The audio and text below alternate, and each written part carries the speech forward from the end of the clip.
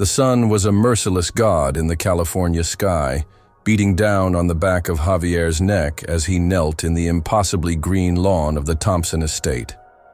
Every blade of grass was a testament to his labor, a perfect uniformed soldier standing at attention. For 10 years, Javier had sculpted this land, turning a wild patch of hillside into a verdant paradise of rose bushes that bled crimson and hydrangeas, the color of a twilight sky. He was not just a gardener, he was an artist, and this land was his canvas.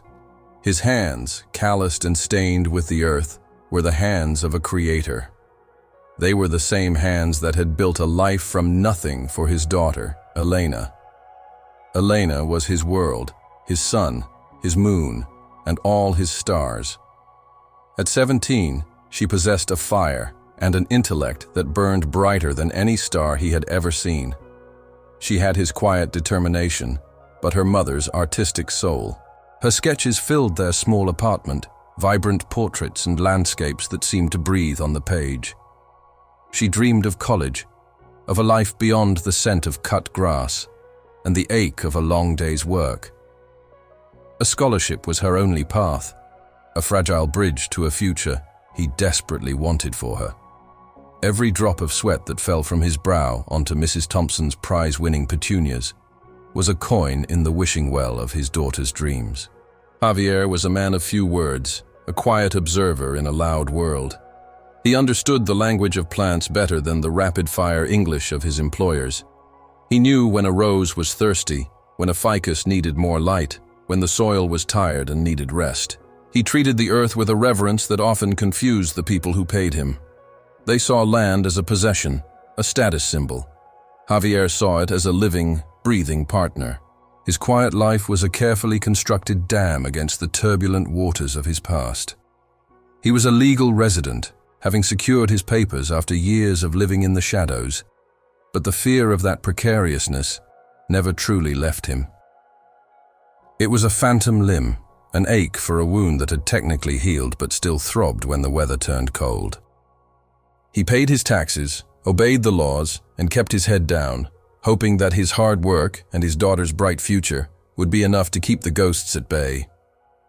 The trouble began on a Tuesday, with a new hire named Mateo. The boy was young, barely 19, with more enthusiasm than experience. He was a good kid, sending money back to his family in Oaxaca, his story a familiar echo of Javier's own. Mr. Thompson, a man whose wealth was matched only by his arrogance, had purchased a new industrial-grade pesticide. He wanted it used on everything, impatient with the organic methods Javier preferred. "I want results, not philosophy, Javier," Mr. Thompson had boomed, his voice accustomed to rattling boardrooms, not garden sheds. Javier had read the label. The warnings were stark. The chemical cocktail, a poison that lingered in the soil and the air. "Sir, this is very strong. It's not safe for the boy to use without proper training and equipment. It can burn the skin, damage the lungs." Mr. Thompson had scoffed, his face turning a shade of purple that clashed with his expensive polo shirt. "Are you telling me how to manage my own property? He works for me. You work for me. If I tell him to spray, he sprays. Don't be lazy." Mateo, standing nearby, looked terrified. He needed the job, but the fear in his eyes was palpable. Javier saw his own younger self in the boy's trembling hands. He remembered the compromises he'd had to make, the indignities he'd swallowed. But he also remembered the promise he had made to himself when Elena was born, to be a man she could be proud of, a man of integrity. "No, sir," Javier said, his voice quiet but firm as an old oak. "I will not ask him to do something that is dangerous. If you want this used, I will do it. I have the experience. But he will not." The silence that followed was heavy and suffocating. Mr. Thompson was not a man who was told no. His world was built on a foundation of yes. He looked from Javier's calm, determined face to Mateo's frightened one, and something cold and ugly coiled in his eyes. It was more than just a disagreement over pesticides. To Mr. Thompson, it was a challenge to his authority, a peasant daring to question a king. "You are forgetting your place, gardener," Mr. Thompson hissed, the word gardener dripping with contempt. "You are replaceable. All of you are." He stormed off toward his palatial home, leaving a trail of silent fury in his wake. Mateo looked at Javier, his eyes filled with a mixture of gratitude and fear. "He will fire you, Javier." Javier placed a comforting hand on the boy's shoulder. "It is better to lose a job than to lose your dignity, Mateo, or your health. Now, let's go finish the hedges the right way." He didn't know it then, but he had done more than just defy his employer. He had signed a warrant.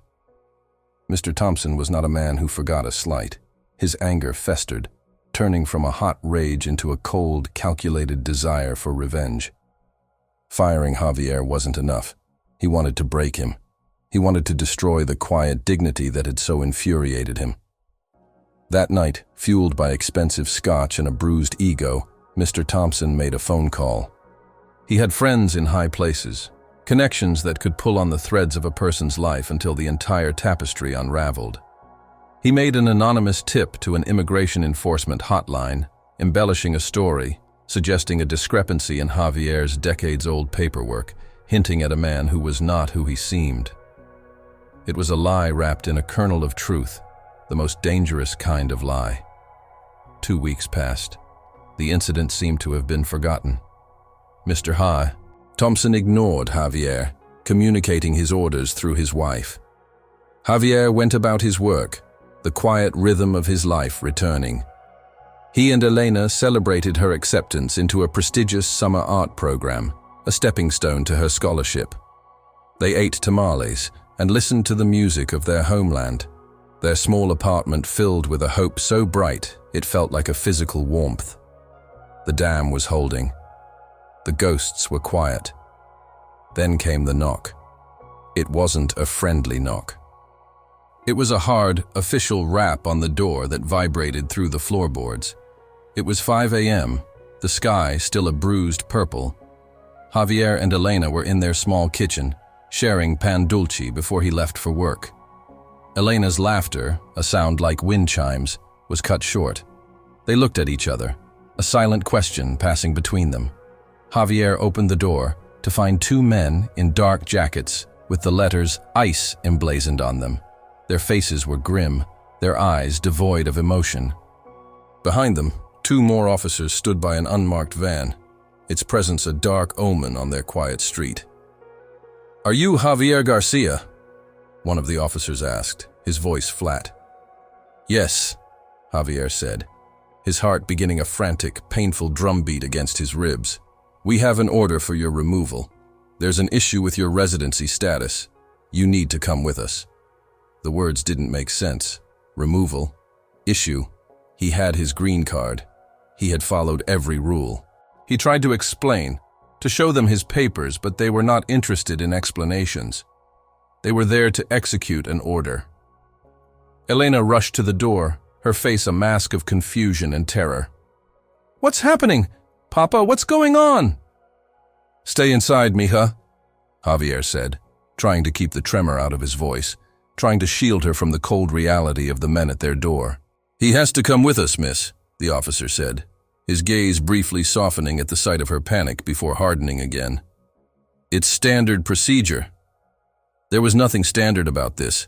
It was a nightmare, a thief in the night stealing the life he had so carefully built. They didn't let him change his clothes or grab his wallet. They allowed him one quick, desperate hug with his daughter. He held her tight, smelling the cinnamon in her hair, and whispered in her ear, "Be strong, my light. Llama a la tia Maria. I love you." He was led away in handcuffs, the metal cold and biting against his wrists. He felt the eyes of his neighbors peering through their blinds, a mixture of fear and pity in their hidden gazes. As the van pulled away from the curb, he saw Elena standing in the doorway, a lone, small figure framed by the yellow light of their apartment, her face streaked with tears. The image was seared into his mind, a new and terrible wound more painful than any other. The world inside the detention center was a landscape of gray walls, gray floors, gray uniforms, and the gray, hollowed-out faces of the men who sat beside him. It was a place where hope came to die. The air was thick with the scent of disinfectant and despair. He was given a number, a cot, and a thin blanket. His name, Javier Garcia, was stripped away, replaced by a series of digits. Days bled into one another, a monotonous cycle of bland meals, head counts, and the low, constant hum of fluorescent lights. He listened to the stories of the other men. A father from El Salvador who was pulled over for a broken taillight and was now being sent back to the violence he had fled. A young man from Honduras who had crossed the border seeking asylum and had been locked up for months without seeing a judge. Their stories were his story. They were the stories of ghosts, men who had become invisible to the world outside. He thought of Elena constantly. Was she safe? Had she called her aunt? Was she eating? The worry was a physical entity, a lead weight in his stomach. He felt a helplessness so profound, it threatened to swallow him whole. He had always been the protector, the provider. Now he was trapped, a number in a system designed to crush him. He prayed to a God he wasn't sure was listening anymore, not for himself but for her. Protect my daughter. Give her strength. On the outside, Elena's world had shattered. The first day was a blur of tears and frantic phone calls. Her Aunt Maria came immediately, her presence a small, steady anchor in the storm. But the fear remained, a cold, coiling serpent in her gut. She was 17, but she felt like a child, lost and powerless. But the fear soon began to harden into something else: anger and determination. This was wrong. Her father was a good man. He had done nothing to deserve this. The official explanation was a vague administrative error on his original application from 15 years ago, an error that had never been a problem until now. It didn't make sense. It felt targeted. Her mind kept replaying the last few weeks, searching for a trigger, a cause. And then she remembered. The argument in the garden, the look on Mr. Thompson's face, the quiet fury, the threat. You are replaceable. A seed of suspicion was planted. Could a man be so cruel, so vindictive? She knew the answer was yes. She had seen the casual cruelty of the wealthy her whole life. She decided she would not let her father be another casualty of a rich man's ego. She would fight. She started by calling legal aid societies, her voice shaking at first, then growing stronger with each call. She navigated automated menus and unsympathetic receptionists. Most told her the same thing: the system was overwhelmed, and a case like her father's was difficult. An old administrative error was a perfect excuse for removal in the current political climate. But Elena was her father's daughter. She was stubborn. She found a young, overworked but passionate lawyer at a non-profit who agreed to take the case pro bono. His name was Ben Carter, and he was honest with her. Elena, the odds are not good. They have the paperwork. The judge in this district is tough. We need more than just a good character argument. We need a miracle. A miracle. The word echoed in her ears. Where do you find a miracle in a world of concrete and bureaucracy? She knew she couldn't just wait for the lawyer to handle it. She had to do something. She started digging, not for a legal loophole, but for something, anything, that could show the world who her father truly was. She spent her nights sifting through old boxes in their small apartment, boxes filled with the fragments of their life. Old photos, her mother's letters, her own childhood drawings. She was looking for a piece of his soul, something that could scream his goodness to a world that refused to listen. In the bottom of a dusty wooden chest, beneath her baby blanket and her mother's wedding dress, she found a small, unassuming cardboard box. Inside were a few of her father's personal effects from before she was born. There was a faded photo of him as a young man in Mexico, his smile wide and hopeful, and beneath that, a tarnished, cheap-looking medal and a yellowed newspaper clipping. The medal was from the city of Los Angeles, a civilian's Medal of Valor. The newspaper clipping was from the Los Angeles Times, dated almost 20 years ago. The headline read, "Apartment fire in Koreatown claims 2 lives. Heroic stranger saves a child." Her hands trembled as she read the article. It described a massive fire, a faulty electrical wire, a building engulfed in flames. It spoke of a young boy, a 5-year-old, trapped on the 3rd floor. The firefighter's ladder couldn't reach him in time. And then, a man, one of the residents, had appeared on the fire escape. He had climbed through the smoke and flames, grabbed the boy, and carried him down just moments before the floor collapsed. The article said the hero, a young immigrant worker, had disappeared into the chaos of the night before anyone could get his name.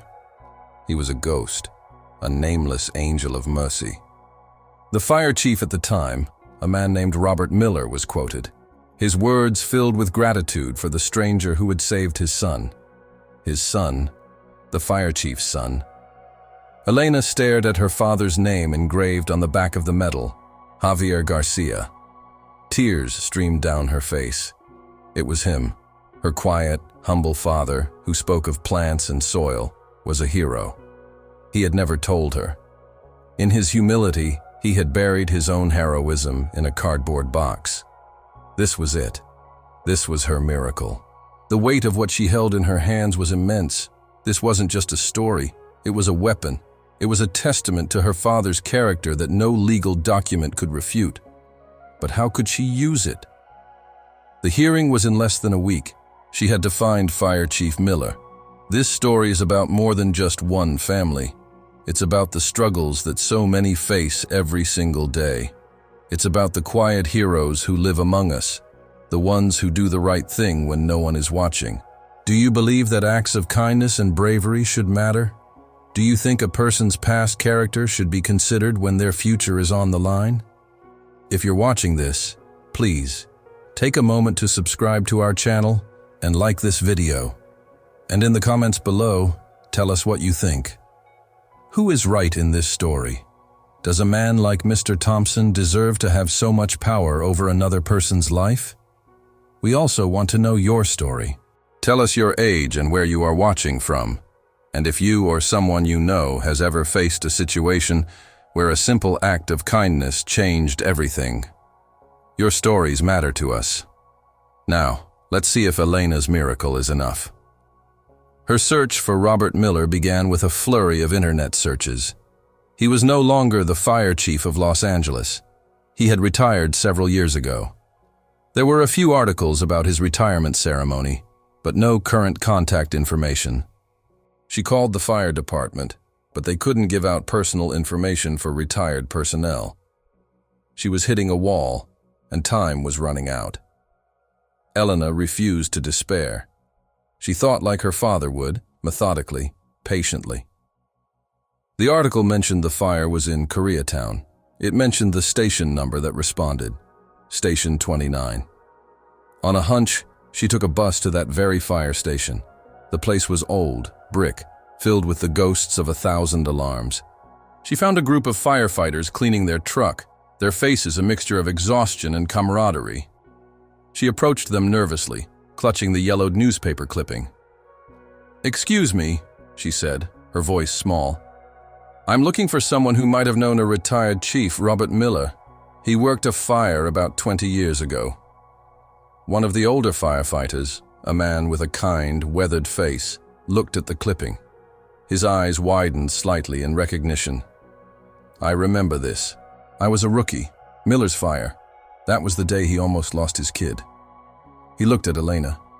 "Why are you looking for the chief?" Elena's story tumbled out, a torrent of fear and hope. She told them about her father, his arrest, the hearing, and the medal she had found. The men listened, their casual demeanor replaced by a focused intensity. They were men who understood heroism, sacrifice, and the bonds of a brotherhood that extended beyond their own ranks. "The chief moved up to a little town near the mountains after he retired," the older firefighter said, pulling out his phone. "He values his privacy, but I think he'll want to take this call." He made the call, explaining the situation in the clipped, efficient shorthand of his profession. After a few moments, he handed the phone to Elena. "He wants to talk to you." "Hello, Mr. Miller?" Elena said, her heart pounding. "This is Bob Miller," a gravelly voice responded. "The firefighter told me. He said you found the man who saved my son." "I think so," Elena said, her voice choked with emotion. "His name is Javier Garcia. He's my father."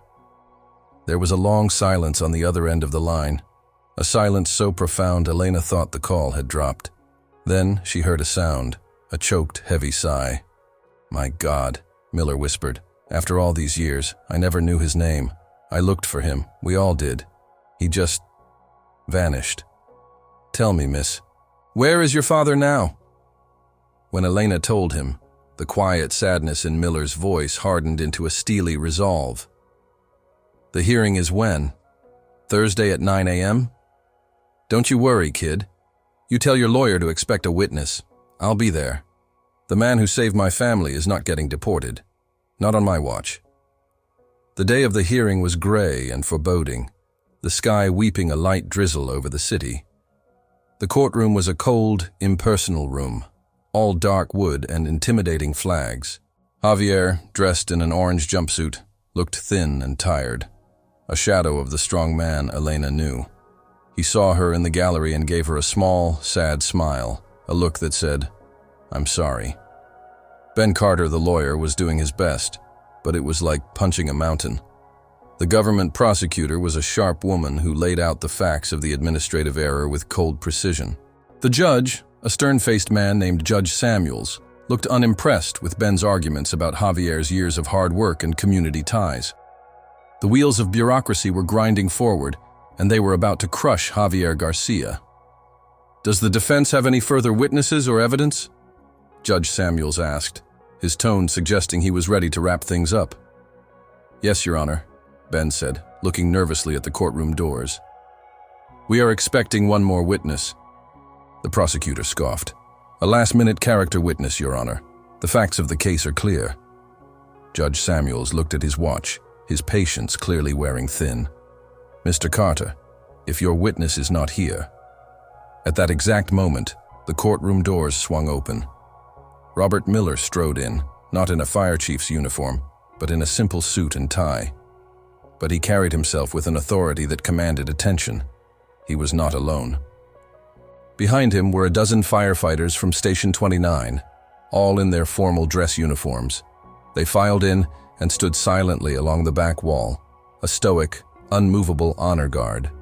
The prosecutor stared, momentarily speechless. Judge Samuels sat up straighter, his eyebrows raised. "And you are?" he asked Miller. "Robert Miller, Your Honor, retired division chief, Los Angeles Fire Department." His voice boomed in the silent room. "I'm here to testify on behalf of Mr. Javier Garcia." Javier looked up, his face a mask of confusion. He had never seen this man before in his life. Miller was sworn in.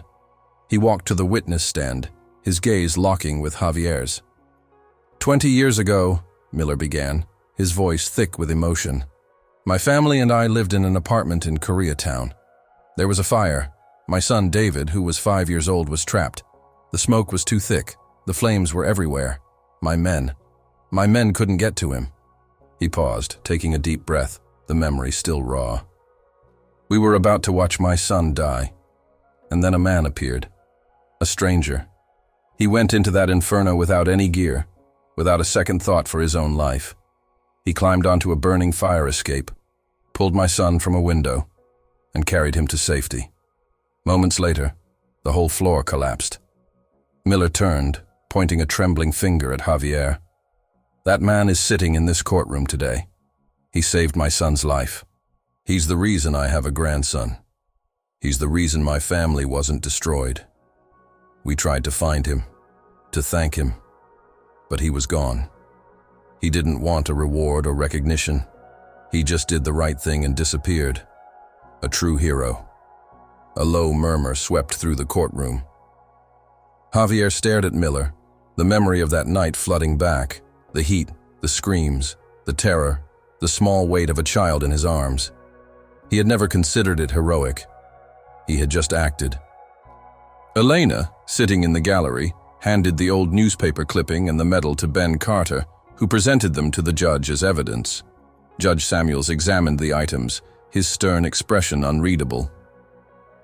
"This is a compelling story, Chief Miller," the judge said, "but it does not change the facts of the immigration violation." Before Miller could respond, a voice called out from the back of the courtroom. "Your Honor." It was the older firefighter from Station 29. "Chief Miller isn't the only one here for Mr. Garcia." One by one, others stood up in the gallery. Aunt Maria was there, with a dozen members of their church. Mateo, the young gardener, was there, his face full of nervous courage. Some of Javier's other clients were there, the ones who valued his work and his quiet dignity. They had heard what was happening, and they had come. Each of them spoke, painting a picture of Javier not as an immigration case, but as a man, a neighbor, a friend, a mentor. The courtroom, once a cold and sterile space, was now filled with the warmth of a community that had refused to let one of their own be erased. Judge Samuels looked from the faces in the gallery to the decorated fire chief, to the evidence on his desk, and finally, to Javier. He saw not a number in an orange jumpsuit, but a man of profound character and humility. The prosecutor stood up to object, to bring the proceedings back to the cold, hard letter of the law. But the judge held up a hand, silencing her. He cleared his throat. "In my years on this bench, I have seen many cases. I have seen the letter of the law used to uphold justice, and I have seen it used to create hardship. The law is a rigid instrument. But justice requires wisdom and discretion." He looked directly at Javier. "Mr. Garcia, you are a man of extraordinary character. This country, this city, is better for having you in it. The administrative error on your application is a matter of record. However, given the overwhelming testimony to your character, and in light of your selfless, heroic actions, this court is exercising its prosecutorial discretion." He banged his gavel, the sound echoing like a gunshot of hope.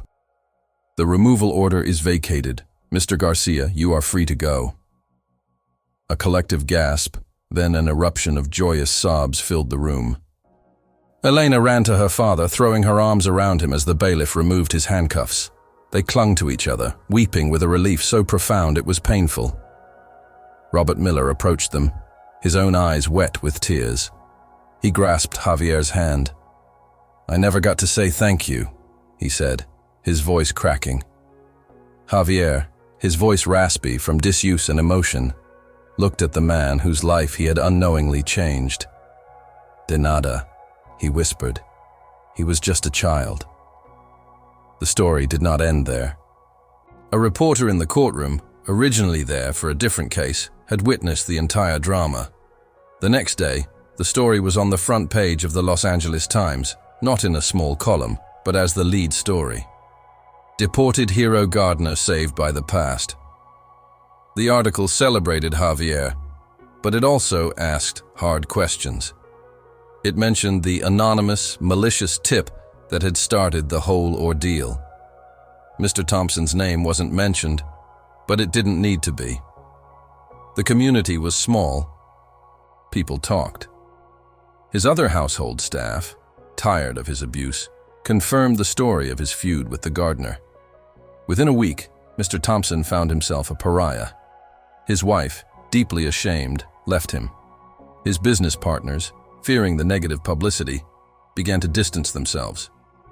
The man who had tried to destroy another man's life found his own world crumbling around him, not by a court of law, but by the quiet judgment of the community.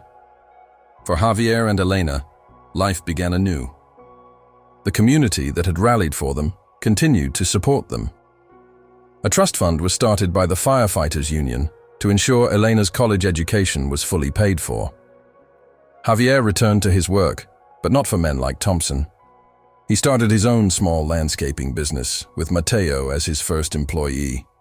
He was his own boss now. He was treated with the respect he had always deserved. On a sunny Saturday afternoon, months later, Javier and Elena stood on a hill overlooking the city. A check from the trust fund was in Elena's hand, her acceptance letter to her dream art school in her pocket. Javier's hands were once again stained with honest soil, but his shoulders were no longer stooped with worry. He was no longer a ghost. He was seen. He was home. He put his arm around his daughter, his light, his world. The dam had not broken.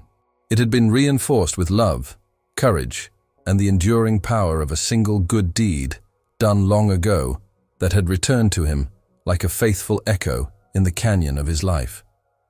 What do you think of Javier's story? Does it give you hope that goodness and bravery can triumph over hatred and bureaucracy? We believe these stories need to be told. They are a reminder of the power we all have to support one another. If this story touched your heart, please help us share it by hitting that like button and subscribing to our channel, Stories from the Heart. And please, we want to hear from you. In the comments, tell us, do you think Judge Samuels made the right decision?